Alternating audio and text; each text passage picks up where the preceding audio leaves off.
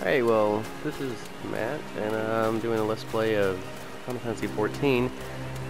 On my earlier episode, I forgot to actually select the option of the PS4 to record my voice, or actually include my voice in the recording, so that was a problem that has now been fixed. Let's talk to Bernadette. Okay, interesting name. Bernadette is searching for adventurers eager to prove their mettle. Really come to Gridania, are you? In search of fame and fortune, perhaps? If you have confidence in your abilities, I urge you to speak with Chancellor of Godsquiver. Chancellor of Godsquiver. You can find him standing vigil before the Archers Guild. The creatures of the 12th Guild have been behaving most unnaturally of late, and it has fallen to the Godsquiver to pacify them. Alas, they are sorely undermanned.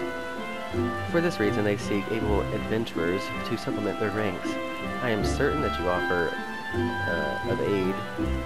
of aid would be well received. And I do have a quest here to touch the aetherite crystal to tune myself. I guess if I'm casting spells, I can actually like rotate my camera around. That's kind of neat. Greetings, adventurer. I see you are faithfully following Mother Mione's instructions. Allow me to offer you a bit of instruction myself. I am Nishia of the Wood Whalers, and I know a thing or two about the aetherite. Yes, that big crystal right there. Wonderful. Aetherites are devices that tap into ethereal energies and are primarily used as a means to travel swiftly from one place to another. Return and teleport, the most common transportation spell, make direct use of the aetherites and their connection to the flow of aether. And as these devices are found in almost every corner of Eorzea, any adventurer worthy of the name will wish to seek out and attune herself to each one. Truly few things in this world are so useful to an intrepid explorer. But you need not locate them all at once. Before rushing out into the wilds, I suggest you start with the aetherites found here in Gridania. Should you wish to learn more about the aetherite or transportation magic, I am here to answer your questions. Well, thank you. There's actually quite a bit of interesting information if you want to talk to her. You attune with the aetherite, you are now able to use the return spell. Woohoo! But yeah, you can actually talk to her. The spell return can be used to instantly travel back to the aetherite you set as your home point. Casting the spell does not require any MP and can be accessed by selecting return under travel from the main menu. The sole limitation of the spell is that it can only be cast once every 15 minutes. Only one home point may be set at any time to make an aetherite your new home point target, and select the crystal to bring up the aetherite menu. By the way, this is defaultly set to your home, so it's already set there. You don't have to even do it. You can register it as a free destination though, but your home points are always free, so don't waste that. The Aethernet is basically how you can move quickly around the city itself, in and of itself, excuse me. And if you want to know, Nishia is right over here, standing guard, watching the aetherite, making sure nothing's going amiss. Nishia, greetings, adventurer. I have been assigned this post to answer any queries citizens may have regarding ethereal travel. Is there aught you would like to ask? What is ethereal travel? Before one might understand ethereal travel, one must first understand the substance that makes it possible. Aether. What is aether, you ask? Why, only the source of all being. Though it cannot be seen, it is everywhere. Or should I say, it is everything. Aether flows around us and within us, and without it we would cease to exist. When we die, it is believed that a shock separates our spirits from our corporeal forms. Our bodies are then broken down and are absorbed back into the ethereal river, while the soul is left to journey to its final destination in the afterlife. Some call this the returning to the life stream. However, our ancestors discovered ways in which, through meditation and focus of spiritual energies, one could reduce her body to aether without losing grip on her soul, in turn allowing for the travel upon the life stream. These methods have been given the names return and teleport. Very interesting. Nishia, as you travel through Eorzea, you will often come across large floating deposits of crystalline substance known as aetherite. The one before us here is a fine example. It is said that the aetherite is a solid manifestation of the planet's lifeblood, aether, and that by touching it, the aether which makes up our bodies resonates with that contained in the crystal, and that is called attunement. Normally, when one's body is reduced to aether, it will naturally gravitate to the location with which it resonates the greatest, or one's home point. This is why, upon losing consciousness in battle, many may wait to find themselves back in Aetheryte. In other words, Aetherites act as lodestones, assuring that the body in its ethereal form is not lost at the pull of the greater flow.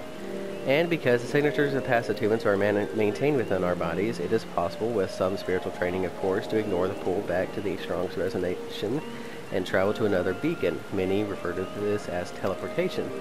What is even more amazing is that when teleporting, we can carry those with whom we have created a bond, such as an adventuring party, assuming they have previously attuned with the destination Aetherite. So, very interesting, actually. And it also provides another explanation when while you kill a monster, their body dissolves. So, actually, pretty interesting lore. And it's just really neat to me. I don't know. As return merely involves allowing the body to be drawn back to the strong ethereal beacon, one's home point, it is fairly easy to execute and requires very little spiritual exertion.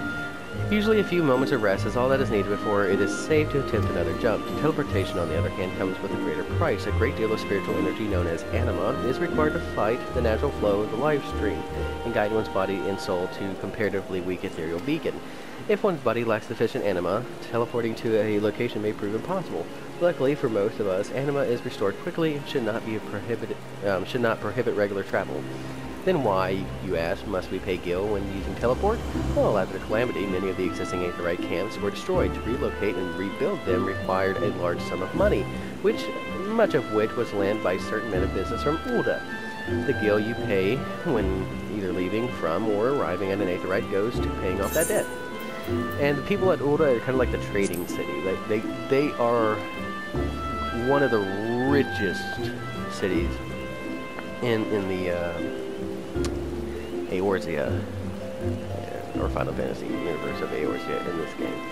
So, first off, I think I'm gonna get my way over here to this guy.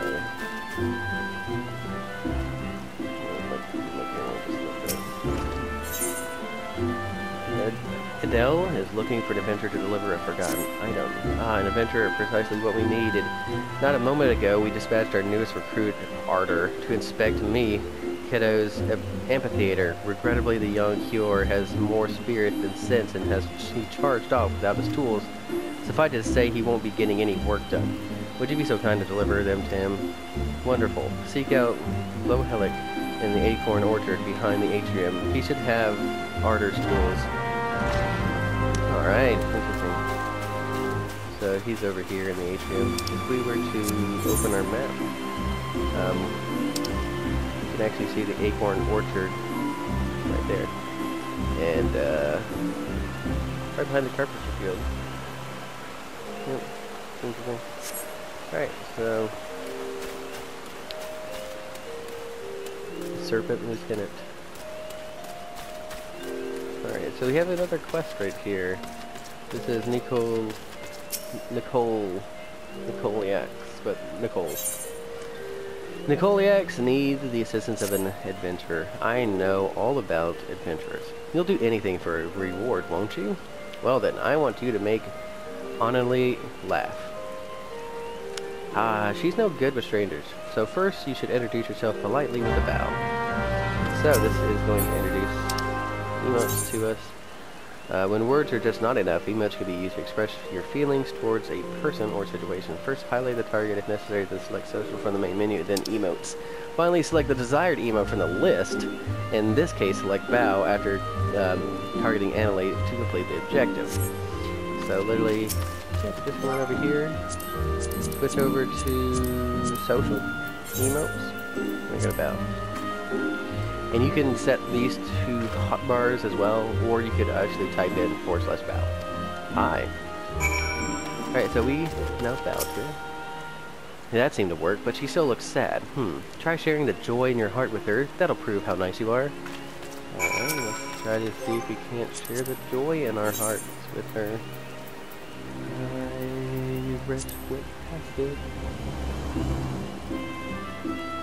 I motion joyfully to Annalie. You're odd. Ha! Never been rejected so horribly. I think she's starting to like you. Good. Now that you've broken the ice, I bet that if you surprise her and just start dancing, she'll laugh her head off. Oh. It's nothing like making a fool of yourself so that you can complete a quest. Yeah. Yeah, whatever that dance is. Okay, whatever. Ah ha ha ha ha ha, you're a really good dancer, miss. That looked like fun. Maybe I should try it sometime. I guess so. I mean, if you want to make a fool of yourself, go ahead and. Thank you, you're pretty good at this.